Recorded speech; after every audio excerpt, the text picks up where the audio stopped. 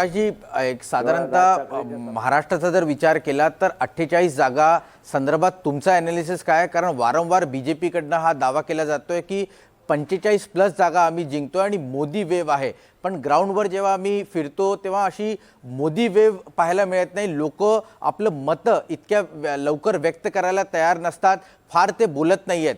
Under current काय आहे आणि तुमचं ॲनालिसिस काय? कारण तुम्ही अनेक ठिकाणी फिरलात, तुम्हाला खरंच वाटते का की बीजेपीसाठी महाराष्ट्रात मागच्या 2019 सारखी परिस्थिती पाहायला मिळणार आहे?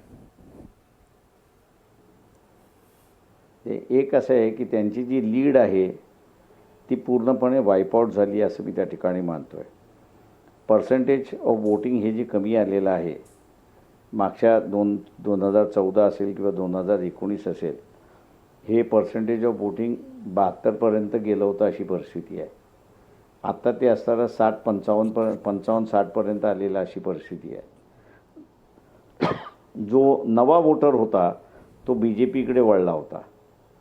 हा नवा वोटर जो BJPकडे वळला होता तो काँग्रेसला शिव्या देत, म्हणजे जसा मुस्लिम समाज काँग्रेसलाच मतदान देतो आणि शिव्याही देतो असं जो होता, तशा रीतीने हा BJPला मतदान देत होता पण काँग्रेसला शिव्या देत होता. तो अजून काँग्रेसमय झाला आहे असं मला त्याच्यामध्ये वाटत नाही आहे.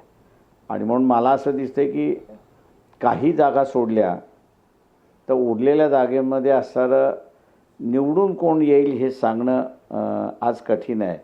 कारण विनिंग मार्जिन ह्या माझ्या अंदाज 20,000च्या वरती असतील असं मला दिसत नाही आहे. त्याच्यामुळे आज 2 फेजेस झाल्यानंतरसुद्धा काँग्रेसही म्हणत नाही आणि BJPही म्हणत नाही की आम्ही जिंकतो आहोत म्हणून, किंवा उद्धव सेनाही म्हणत नाही आहे की आम्ही जिंकतो आहे म्हणून. सगळे शांत बसलेले आहेत अशी परिस्थिती आहे. कारण विनिंग मार्जिन जी आहे ती फार कमी आहे असं मी त्या ठिकाणी मानतो आहे.